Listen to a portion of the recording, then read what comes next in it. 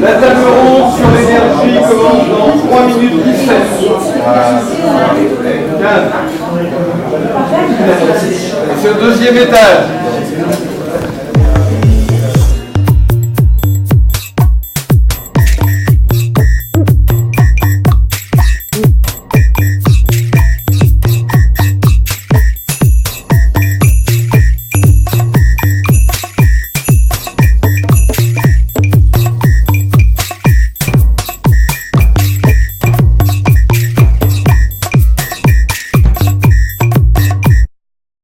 Pour le circuit court, maintenant on voit la com de Leclerc qui fait mieux que tout le monde en circuit court maintenant. Et donc voilà, la force de ce système-là, c'est de changer de prendre la couleur que le consommateur a envie de voir et de détourner les actions, enfin les projets. Ils l'ont réussi à 80% pour le commerce quittable, qui maintenant est devenu principalement un commerce de bonne conscience. Et outil marketing de choix pour la GMS et les grandes marques des multinationales. Donc voilà, moi j'adhère absolument pas à cette stratégie qui serait de rendre le capitalisme gentil et de le faire évoluer. Alors Hervé Le Gall, vous êtes présent aujourd'hui au Forum de l'économie responsable. Est-ce que vous pouvez vous présenter et nous présenter la structure dans laquelle vous travaillez ? Alors je suis pour l'instant toujours bénévole. J'étais salarié. En tant que bénévole, peut-être que je reviendrai en tant que salarié. Mais donc je suis pour l'instant porte-parole d'Ingala, qui est une structure créée en 2004, initialement pour la promotion et le développement du commerce équitable local et international, et qui a rajouté à son terrain d'action en 2012 les luttes et alternatives écologiques et sociales. Voilà. Et alors, pourquoi cette présence au Forum de l'économie responsable ? Parce qu'on est invité, parce qu'il y avait le repas qui était assuré, et qu'il y a une thématique sur les circuits courts qui nous concerne, parce qu'on est, c'est une thématique qui nous intéresse depuis le début, parce que, donc, qui dit commerce équitable dit réduction des filières, limitation des intermédiaires, donc on tend vers le circuit court. Depuis aussi notre création, on s'est positionné pour un commerce équitable local, la reconnaissance de la dimension locale du commerce équitable. Donc voilà, c'était clairement la thématique était vraiment sur les sujets qui nous intéressent et qui nous permettaient en même temps de présenter aussi une technique de consommation alternative qu'on développe et qu'on accompagne en Bretagne, que sont les gaz, donc les gourmands d'achat à service épicerie. Donc dans le premier gaz c'est créé à Rochefort-en-Terre, dans le lieu autogéré dans lequel on est présent. Donc voilà, c'était l'occasion de présenter un peu les gaz et puis aussi de se confronter aussi à des idées, des débats et puis rencontrer aussi des acteurs ici locaux du Nord-Bretagne. Alors est-ce que tu peux nous expliquer en quelques mots justement ce qu'est un gaz ? Alors un gaz, c'est un système qui est à mi-chemin, donc groupement d'achat à service épicerie, qui est à mi-chemin entre le groupement d'achat et l'épicerie. Où en fait on va garder le principe du groupement d'achat par une adhésion, les gens se regroupent pour consommer ensemble. Pour avoir aussi accès à des produits bio à des prix de distributeurs, donc moins chers. Mais par contre, on va sortir du système, on commande tous les mois, tous les 2 mois, donc et on a le gaz est là pour essayer de proposer une technique, améliorer la technique dans un sens de moins chambouler les habitudes de consommation qu'ont les gens et sortir un peu du coup, avoir une possibilité de sortir d'un réseau de gens qui sont déjà conscientisés, déjà pratiquants de ce type de technique, sans chambouler donc du coup trop les habitudes de consommation hebdomadaire en fait, parce que les gens font leurs courses une fois par semaine. Et donc voilà, donc les gaz sont après agencés comme une épicerie, avec des rayons. Alors on va peut-être pas rentrer dans des rayons parce que c'est une pièce, donc il n'y a pas moyen de faire un rayonnage, mais il y a des conserves, il y a les cosmétiques, il y a les boissons, il y a les produits exotiques, café, chocolat et autres, il y a le vrac. Donc voilà. Normalement un gaz, alors, qui ne constitue que de produits non périssables, si on y ajoute une démarche comme des paniers ou une AMAP, doit permettre à un foyer d'avoir à peu près ce qu'il a besoin pour sa consommation courante. Bon, il n'y a pas encore de service téléphonique, d'abonnement téléphonique ou des trucs comme ça, mais au moins pour manger et pour tout ce qui est hygiène, cosmétique, c'est là.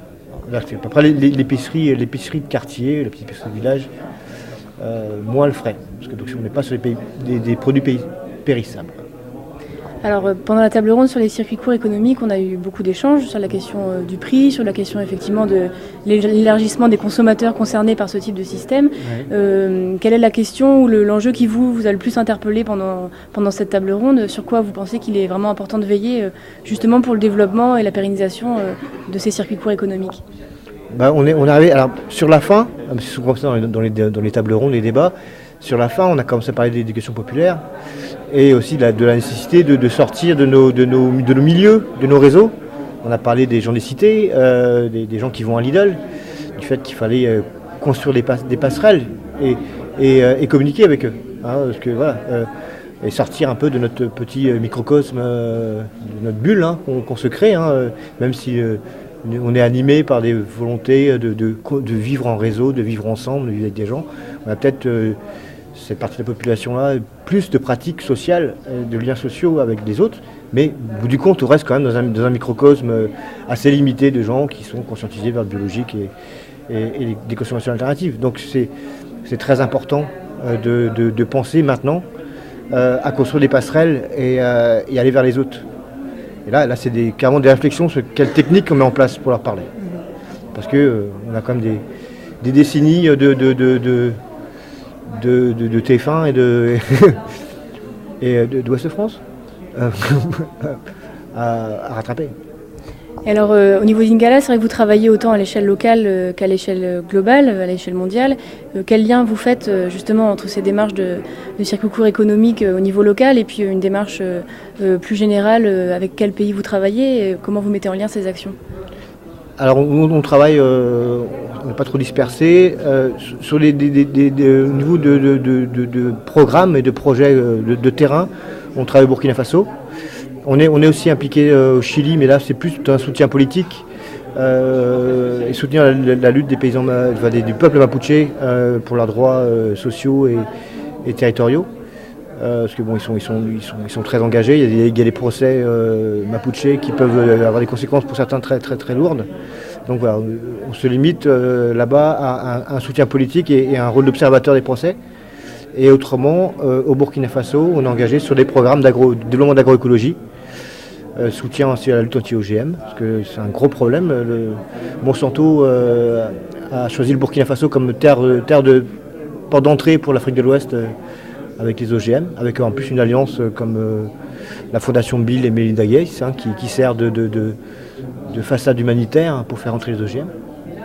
Donc là, ils ont du lourd en face d'eux, quoi. Donc nous, on essaie d'amener un soutien au syndicat Saint-App qui résiste, du petit peu à cette invasion OGM. Et autrement, les programmes d'agroécologie, c'est accompagner les organisations paysannes vers des techniques agricoles biologiques et innovantes pour eux. Voilà, la grosse problématique, c'est le manque d'engrais organiques là-bas. Voilà. Et la présence énorme de l'engrais chimique.